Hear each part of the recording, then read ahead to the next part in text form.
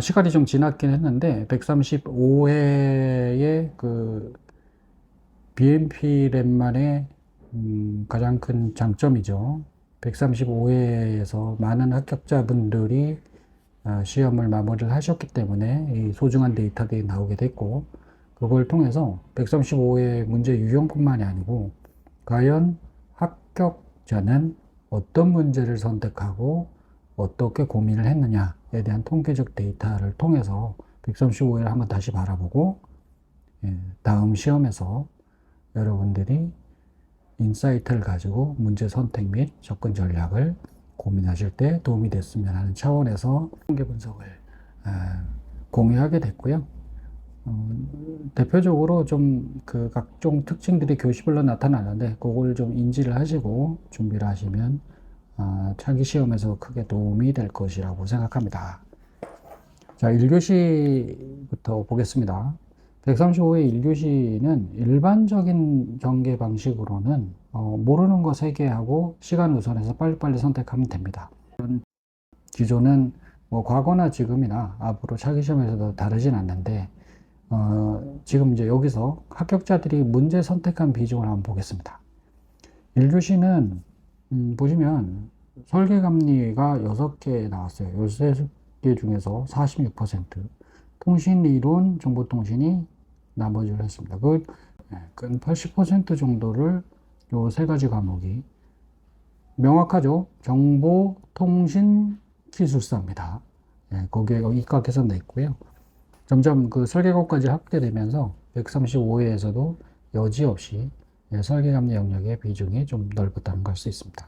통계적으로 봤을 때 합격자는, 일반적으로 문제를 선택한 게 아닙니다. 합격자는 문제 2번, 3번, 5번을 가장 많이 선택했고요. 여기에 좀 문항별 선택 현황이 있는데 보면 보통 그 출제할 때 1번부터 그 5번 요때까지가 보통 그 출제자의 의도가 명확히 드러나는 부분이라서 웬만하면 이쪽을 선택하는 게 좋은데 6번까지 거의 다 선택을 했죠. 그 다음에 3개를 없앤다고 하면 5번을 많이 안 선택했고 9번을 많이 선택을 안 했는데 이게 전기 영역이라서 그랬던 것 같습니다. 이런 관계에서 보면 1교시에서는 좀 저저 평균이 6.31이죠. 그러면 평균 63점 정도를 획득을 했다는 거고요. 1교시 1번이 계산 문제라는데 최고는 7.59 점수, 그리고 최저는 4번에서 정보통신에 5.83 점수를 나왔습니다. 이건 명확히 지금 차이가 나는데 뭐냐면 합격자는 1교시에서 60점 이상을 받고 점수에 대한 편차가 매우 낮아야 된다는 걸 볼 수 있습니다. 이게 1교시가 주는 점수의 인사이트는 보편적으로 13개 중에 10개를 고르기 때문에 과연 일반적인 평균적인 정보통신 기술사로서 이 분야에 대해서 얼만큼의 내적 영향을 갖고 있나를 판단하는 가장 큰 바로미터가 1교시입니다. 그래서 1교시에서 60점을 못 넣는다 그러면 거의 합격이 안 된다고 생각하시면 됩니다. 그만큼 중요하고요. 그래서 시험에서는 1교시에 무조건 60점 이상, 65점 정도 마진을 확보하는 쪽으로 전략을 세워셔야 된다. 문제 선택할 땐 모르는 거 3개를 제끼고 무조건 아는 것만으로 10개를 선택하되 되도록이면 앞에 문제 범위를 무조건 터치를 하고 전개를 하라. 이렇게 요약할 수 있겠습니다. 키워드입니다. 요건 뭐 이 부분에 대해서 그렇고 1번은 많이 풀었고 점수도 높게 가져갔어요. 그 다음에 설계감리가 많았던 게 특징이 있었고, 앞에 쪽에 대부분 이제 비중을 할당하고, 상관관계가 굉장히 약하다는 건 문제 패턴에 있어서 그냥 본인이 원하는 대로 선택했다고 보시면 됩니다. 그리고 최저 점수가 매우 낮아서 분포가 매우 좁다. 이런 것도 볼 수가 있죠. 문항별 패턴을 보면 점수가 여기죠, 여기 이 영역이에요. 그래서 7점대가 굉장히 많아요. 그리고 이렇게 낮은 점수는 낮다. 그러니까 별로 없다. 결국 그래서 평균이 이제 이렇게 되지만, 그래서 이 데이터를 통해서 1교시에서 여러분들이 가져가야 될 인사이트는 앞에서부터 문제를 반드시 선택할 것. 두 번째, 3개를 빨리빨리 없애고 시간 우선으로 빨리 전개를 할 것. 그리고 점수 편차를 매우 좁게 가져갈 수 있도록 노력할 것. 이 정도 되겠습니다. 자, 이제 두 번째 2교시인데요. 2교시는 전통적으로는 기출이거나 기출의 변형이 패턴입니다. 결국 뭐냐? 요거는 잘 써도 점수가 크게 올라가지 않고 반대로 못 쓰면 점수가 많이 깎이는 그런 교시고요. 그래서 이 교시에서는 실질적으로는 거의 방어적인 접근을 해야 됩니다. 무슨 얘기냐? 여기서는 높은 점수를 가져갈 생각을 하지 말고 점수 편차가 낮되 남들만큼만 가져가는 전략으로 가져가야 돼요. 그래서 지금 2교시에서도 지금 6개죠. 서술형 6개인데 설계감리 2개, 정보통신 2개, 모성통신 하나 있습니다. 이거는 매 차수마다 달라지지만 전통적으로 2교시에서 이 패턴은 달라지지 않는다. 그래서 이게 이제 특징으로 보면 이게 가장 큽니다. 음해상관관계예요. 이게 무슨 얘기냐면 여기서 보면 다음 페이지로 가볼까요? 요건데요. 보세요. 남들이 안 서탁한 문제의 점수가 굉장히 높게 나옵니다. 그 다음에 여기죠. 8명, 10명, 11명, 14명. 남들이 많이 선택한 문제일수록 점수가 낮아요. 지금 이 패턴에 보면 2교시에서는 강한 음의 상관관계가 나타난다는 것은 뭐냐면 결국 노출된 문제로 교시를 반영한다는 겁니다. 그래서 내가 알고 여기 XY 그래프로 그려볼까요? 그다음에 내가 알고 남도 아는 게 있을 거고요. 내가 모르고 남도 모르는 게 있을 텐데 음의 상관관계라는 거는 내가 알고 남이 모르는 거 여기, 또 남이 알고 내가 모르는 거 여기. 근데 이건 내가 선택을 안 할 거죠. 내가 모르는 건 아마 선택하기 어려울 거예요. 그럼 이제 요 영역인데 여기에 점수가 굉장히 크게 차이가 난다는 겁니다. 그래서 2교시의 특징은 기출 변형이므로 남과 내가 동일하게 문제를 썼을 때 상대적으로 더 가져가실 수 있는 분들은 문제를 선택할 때 남들 선택하는 대로 하면 됩니다.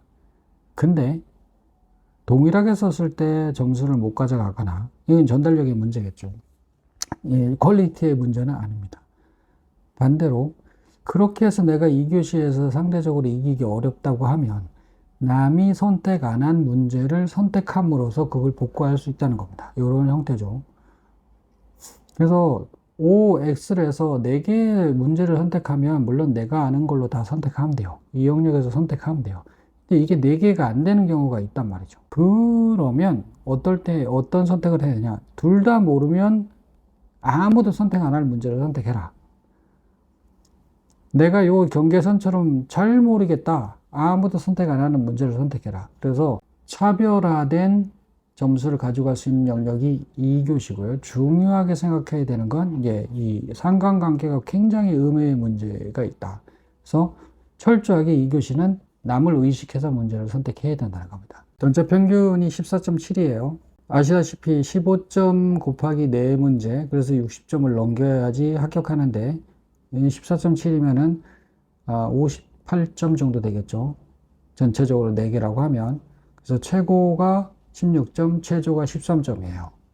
13.7점입니다. 근데 여기선 점수 편차가 작죠. 이 작은 편차가 일어나는 것도 왜냐? 기출과 기출의 변형이기 때문입니다. 요거를 명심하시고 2교시를 대응하시면 될 것 같아요. 그래서 2교시는 철저하게 남을 의식해서 접근하라.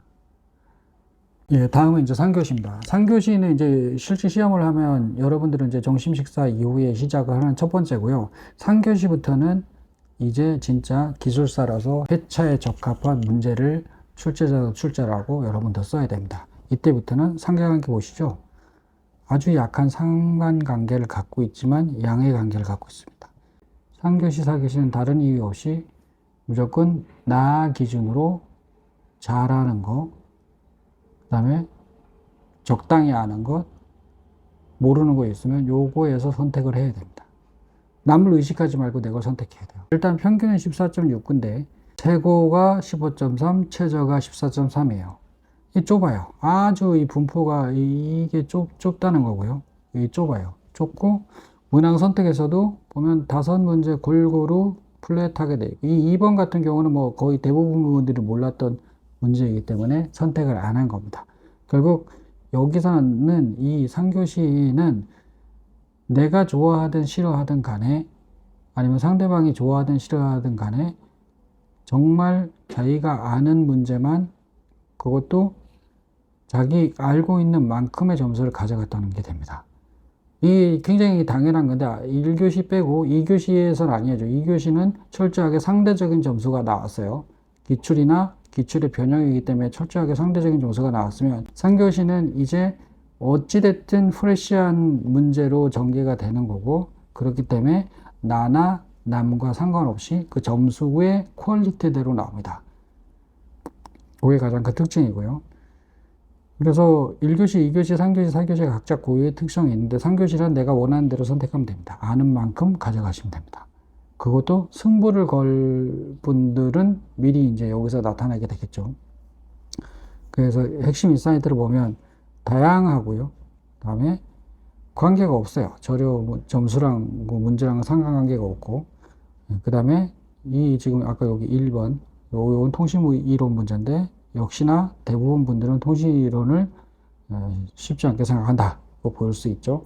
그래서 4개 선택했으면 대충 뭐 이 중에서 선택했기 때문에 독특한 특이사항이나 이런 게 없어 굉장히 일반적으로 우리가 시험 생각하는 그 교시가 되겠습니다. 문제도 이렇게 플랫하죠.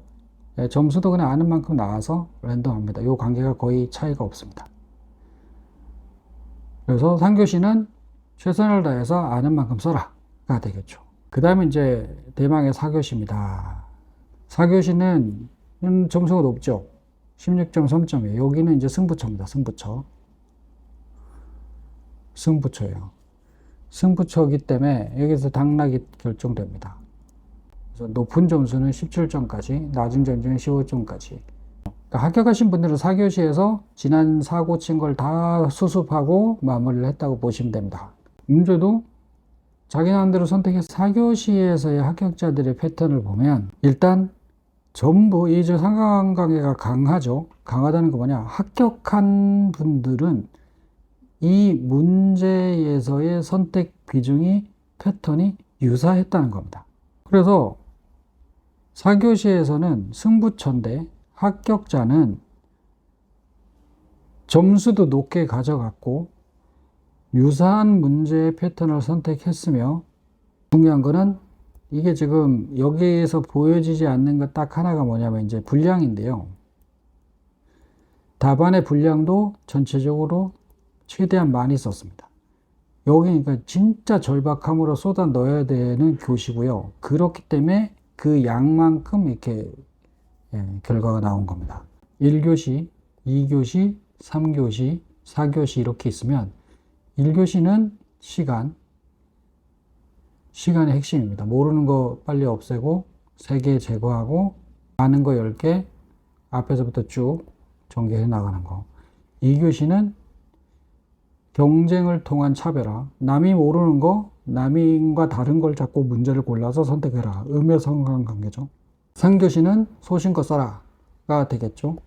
이 4교시는 아니면 4교시는 최대한 쏟아붓되 양도 많이 해야 되고 그 다음에 점수도 높게 가져가려고 노력해야 되고 그래서 이게 합격하신 분들은 이게 뭐냐면 4교시의 이 절박함이 보입니다. 그리고 여기서는 문제를 아냐 모르냐가 명확해요. 4개면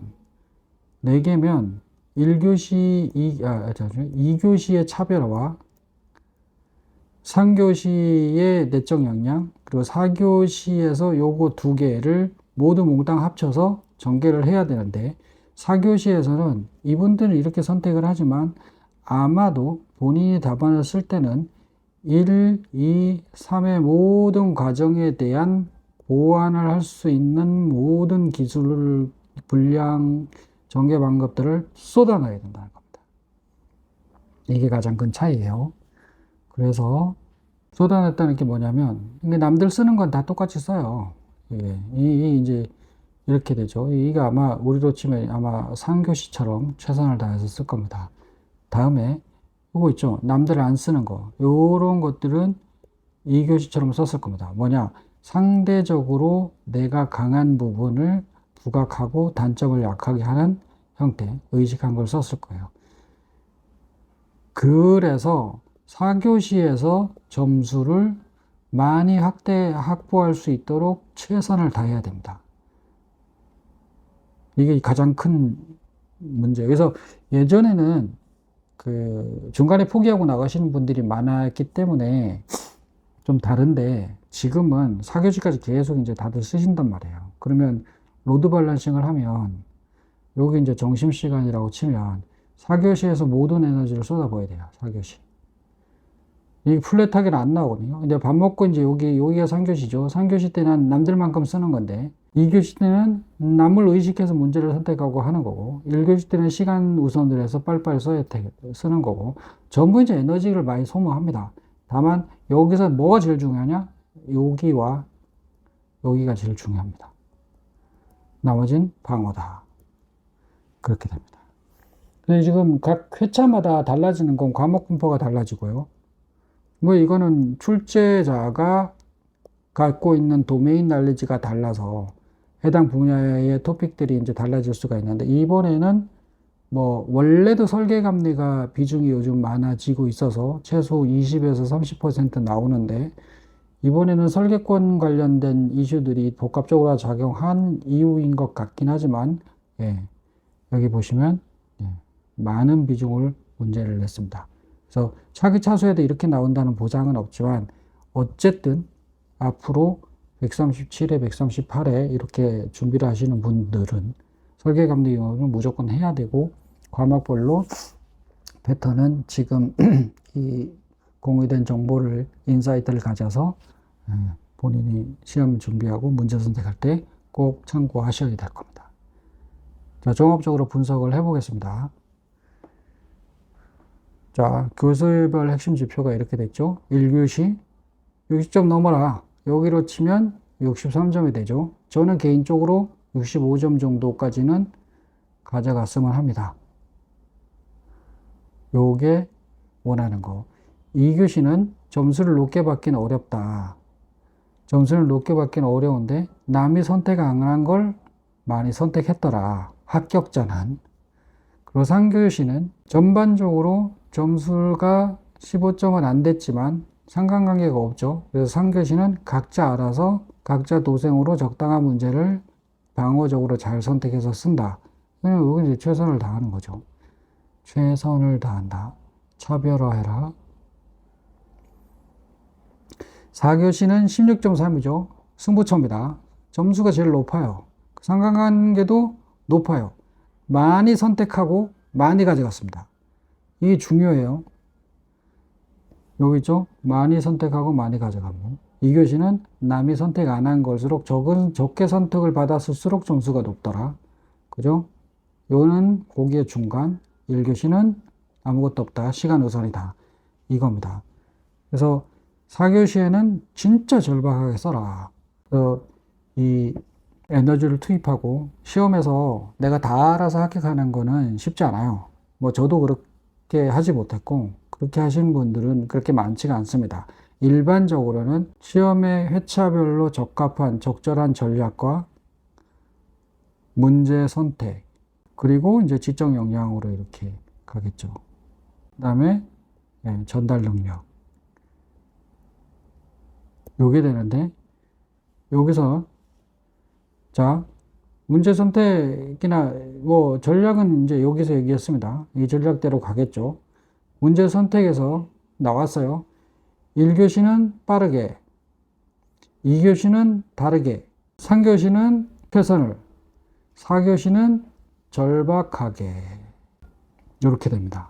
그리고 이 전달 능력이 결국은 점수로 표현되는 거고, 이거는 뭐 표, 글, 그림, 이 세 개의 비중과 전달 방법 뭐 이런 것들이 나타나는데, 이건 이제 개인의 일반적인 그 문제 전달 능력에 대한 부분이고, 이 지적 영역하고 이제 공부를 많이 하면 좋겠죠.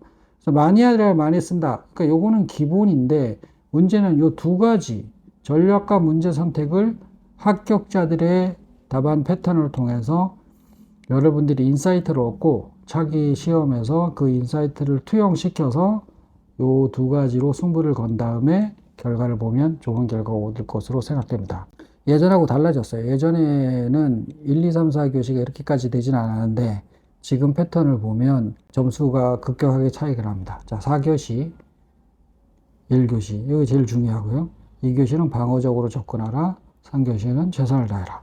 뭐 매 교시 다 최선을 다하지만 요 교시별로 발생하고 있는 여러 가지 패턴들을 잘 주지하시고 합격자들이 선택한 거죠. 그러니까 합격자들이 생각한 거를 잘 반영해서 여러분들의 도움이 됐으면 좋겠습니다. 자, 이상으로 그 135의 그 합격자들에 대한 BMP 랩에서만 가지고 있는 데이터죠. 그러니까 많은 합격자들이 배출되면서 나오는 현상인데 거기에 대한 문제 선택의 패턴을 봐서 공유 드리는 내용이니까 잘 참고하셔서 차기 시험에 도움이 됐으면 좋겠습니다. 이상으로 마치겠습니다. 감사합니다.